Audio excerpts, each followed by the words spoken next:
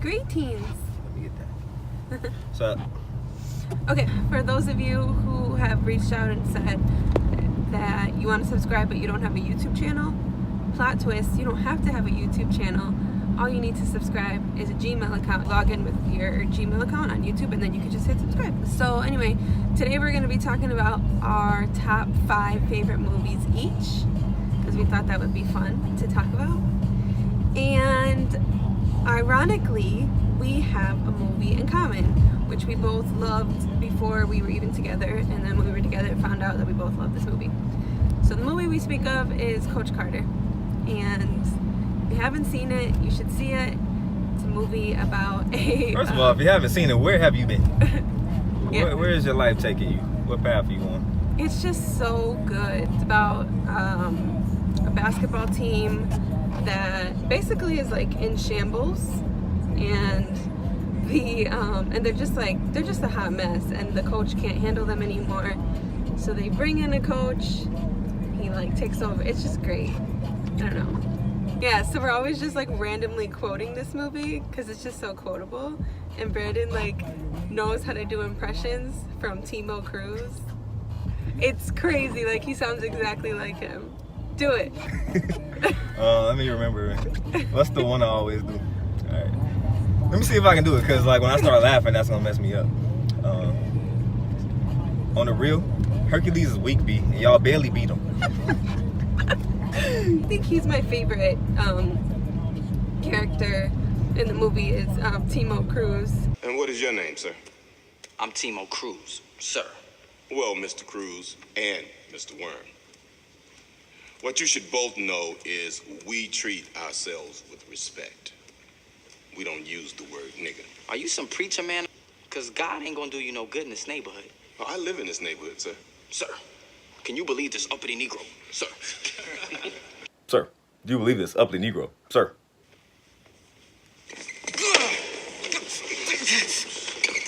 Go on, get off me. Teachers ain't supposed to touch students.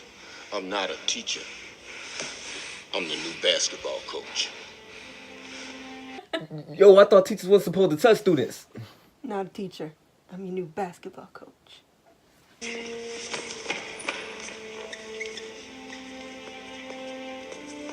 This ain't over. This ain't over. I don't know. He has like a really deep storyline, and I guess like the movie. Ready? That's not even funny, baby. But it's the deep storyline, right? Yes, it's a deep storyline. You say that out loud. You just make me laugh every time you do lines from the movie. But I like his character a lot. Coach Carter is where I discovered Channing Tatum, who I super like. You said we're a team. One person struggles and we all struggle. One player triumphs, we all triumph, right? Did Step Up come out before that, or did Coach Carter come No, out first? Coach Carter came out first. And then when I saw Step Up, I'm like, oh, that's dude from Coach Carter. That's Lyle. There's so many good lines. Like, what's the line that he says on the bus when he's like, ghetto hoop stars? Ghetto hoop stars, signing autographs and humping the honeys. Well, I'm going to show you what humping is. Signing autographs and humping the honeys. Well, I'm going to show y'all what humping is. Yeah, like Samuel L. Jackson is just, he's so good in that movie. And you got Worm. Grafika, I see you looking. Then you got Kenyon. They just have all good storylines. And then Ashanti's in that movie. It's just a good movie. So speaking of that, who's your favorite character from that movie? Timo, I said that. You said Timo? Okay. Timo Cruz. I'm pretty sure mine's gonna be Worm. Worm? Yeah. Still to this day. Yes, we always this like day. we always use his line like in the movie when the movie's all about like redemption, and like it's just so good. They're trying to show teamwork. They were doing push-ups for Timo for him to get back on the team by the deadline. Yeah. And Worm is just so nonchalant. He's like, I guess I do something too.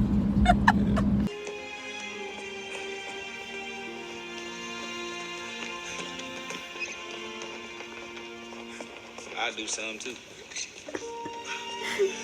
Like I just always use lines from that movie. which is great. That was number one for both of us, I guess. Yeah. So no particular order. For sure. But Prison Song is a movie with it's almost like a musical, so to say. So who's in it? The main character is Q-Tip, the rapper.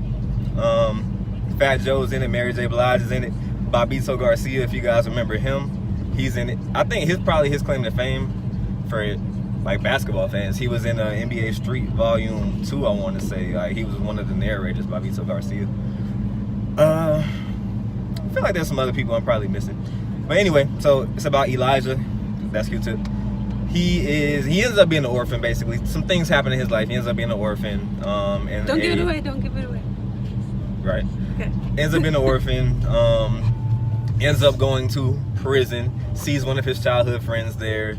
And it's basically about that whole story. So he is, before he went to prison and then in prison and working on his way out of prison, he is an aspiring artist, painter.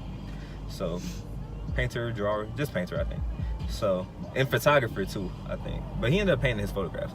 Either way, it's about that story. August Rush, about this little boy who, he gets separated from his parents, like at birth. He is incredibly gifted. So he's got musical talent that's like out of this world. And the whole movie is just about like this young boy like developing his like love for music, because I think it's trying to say like he's missing something in his life. It's a beautiful movie and I never get tired of watching it. So next, in Pearl Harbor, this is a movie, I think I saw it my first time in high school, but I guess I didn't remember anything because I just watched it again, I'd say 3 weeks ago. It might have been 2 weeks ago. So that's just a deep movie all around on a whole bunch of different levels. Especially, I don't know how much I can actually say without giving it away. Ben Affleck is in it. It's about Pearl Harbor. You guys know December 7th, 1941, I believe is the date where the Japanese bombed Pearl Harbor. Sneak attack. And then a little bit about their response. But it's about 2 fighter pilots, showed them growing up in the South somewhere. They both enlisted in the armed forces. And yeah, just followed that story. for me, if we're gonna stick along the lines of history, I kind of cheated because I put Selena / El Cantante, so that's 2 movies, but I don't know, I feel like I like documentaries because it's, you know, obviously it's like real life, but with Selena, like, that is like my childhood. Like, I remember the day that she passed away, and then I remember like going to the movies to see it. For one, Selena was awesome, so it's a beautiful movie. It's very like representative. I think it's good. It's a good representation of like Mexican culture, and I'm like half Mexican, and that Selena is who made me fall in love with cumbia. Love, and I love it because of Selena. And I just think Jennifer Lopez killed it in that movie. Like, I love it. El Cantante is about the life of Hector Lavoe, who is played by Mark Anthony, and his wife is played by Jennifer Lopez. It's like the other side of me, right? So it's like the Puerto Rican side. I'm also like love salsa. Like, salsa's my favorite genre, like from like the Caribbean. And so yeah, like Mark Anthony's voice is incredible. So like just the whole movie, Jennifer Lopez does a great job in that role too. Like, just kills it. Just seeing like the realness of their relationship and kind of like what goes on behind the scenes of fame. Like, you know, you have all this fame, you have all this money and blah blah blah, but then what happens to, you know, because of that, and like what you have to deal with, is it's just very raw, and you see like, you know, like realness. So those 2 I put together. Good stuff. That was a lot of words. That was a lot of words? Whatever. Yes. Dun, dun, dun, dun. Fast and the Furious franchise. Yes, the whole franchise. There are 8 movies. I've seen all 8 of them multiple times. I think my favorite out of the 8 are number 2. That's Too Fast, Too Furious, and then Fast 5. I also enjoy that one. Yeah, so for one, I always wanted to be, or I always thought about being an FBI agent. So Brian O'Connor, I believe he was. And then was he also a cop, or was that just, maybe I'm making that up? Yeah, he was a cop. Okay. And then, yeah, he sure was. And then, I'm in the cars. So I always wanted to, after I saw that movie, the first one, I wanted to get a tuner, race it, That's why I have a Focus ST right now, because I couldn't quite afford a STI. That's what I really wanted. But then they don't even make STI hatchbacks anyway. But that's beside the point. So that one, boom, go. I always like the movies, but then after Paul Walker passed, I like it even more because it's like I'm watching it in memory almost. Next one is Bad Boys. So in college, my friends and I would always watch Bad Boys 2. Like it was like a snow day or it was just like study night, we would have it on in the background. It's just hilarious. Like Will Smith and Martin Lawrence together are just great. Growing up, my dad was really into like Will Smith movies, well, just comedy in general, so we would watch Bad Boys a lot. I think the second one is probably funnier, but I'd have to go back and like really watch them both. I'm super excited because they're coming out with a third one, which is awesome. But the second movie is just, it's also like so many quotable lines. I'm fascinated by like police work and detective stuff and all that, so like that I think pulls me in too. Then you got like the little love stories in there. You got like Gabrielle Union. Do you like the Bad Boy series? Yeah. Are you not a big Will Smith fan?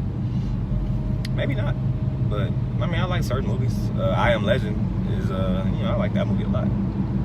But yeah, they alright. Will Smith is everything. The last one you have is Inception. Inception. The reason that's on that list is because at that point in time, I think it came out 2010 or maybe 09. At that point in time, it was the only movie that I had ever seen that pretty much left me speechless, blew my mind. I don't know, I just didn't know necessarily what to make of it. There was so much debate following it. Was it real? Was it not real? I'm pretty sure you guys have seen that movie, so I don't necessarily need to explain it in detail. But basically, it's just dreams on top of dreams. Which dream is real? Which dream is not real? And then so I don't know if this is because of that movie. Probably is. But just in life, I feel like sometimes I'm thinking, and then I end up, a thought goes into another thought, and then it's like I got to figure out where I am in the thought. So it's like that movie messed me up, I think. Number 5 is A Walk to Remember. Very special because for one, it's like nostalgic because it came out I don't know, 2000 or something. Like it's a pretty old movie, but also like it's about a pastor's daughter. And I'm a pastor's daughter, so like I related on that level. Just watch it, but basically like she's this young man who's troubled. Like he hangs out with the wrong crowd. He's like into things he shouldn't be doing. Meets this girl, and she kind of introduces him to like a different life. Like she has God in her life, and she kind of like shows him a better way. But also one of my favorite movies of all time. So those were our top 5 for each of us. The other thing that we were gonna talk about is the Divergent series, because that's something that we both really like too. How would you describe it? It's a dystopian movie, so like end of the world type of movie. Yeah. Or like a alternate society type of movie. Yeah. And we've often, like when we watched it, like talked about what category we would put ourselves in, because oh yeah, so there's different factions. I think there's 5 of them, right? Yeah, I think there's 5 factions. So do you remember them? Dauntless was one. That's like fearless. Yeah. Abnegation, I think that's just nice people, pushovers. Candor, it's like people who really value honesty and frankness. What was the last one? Yeah, I don't know. Yeah, I don't remember. Yeah, but either way, just watch the movie if you want to know all 4. And then there was like the people who were like nothing, like they were like, I forget what they called them. Factionless, right? Maybe factionless. So they were like, I don't know, like outcasts. Oh wait, and how can we forget about? So there's erudite. That's the smart people. Erudite. But then there's also the divergent, right? are the ones who don't fit into. Go ahead. Who don't fit into any of them. The divergent, who are like people who refuse to conform or like do what they're told, or they just think outside the box. So to me, that movie was like super cool because when you're watching it, you're like, wow, I wonder what I would be. And like,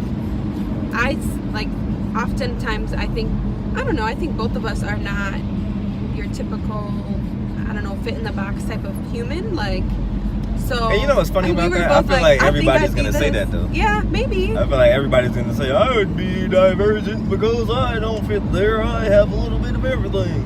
But, Yeah, it's hard. It's hard. I mean, it's like I want to say that I'm like fearless and whatever, but then like if you get in this situation, like, are you really? I don't know. Like in that moment, like, what are you for real? But like that whole series is good. Like it just makes you think. I don't know. It's just a cool movie. And there's 3 of them, so that's nice. And they're actually all good. It's not like you get to the 3rd one and you're like, that was whack. Like, and then the last movie that I want to talk about, I think it's a very important movie, and I think everyone should see it. And that is The Passion of Christ, because, and I think most people who study the Bible will say a pretty good representation of what happened at Calvary. I've seen it now 3 or 4 times. And the first time I saw it, it was just like our church had rented out a theater and we went to see it as a church, and it's just very emotional, and I think it gives you a lot of perspective. You might already know and you might already understand and realize like what God did for us, what Jesus did at the cross, but this movie is just so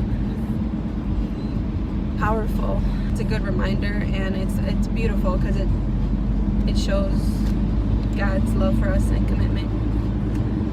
How many times have you seen that movie? Just once? I think twice, but I always I feel like I always forget about it until Easter.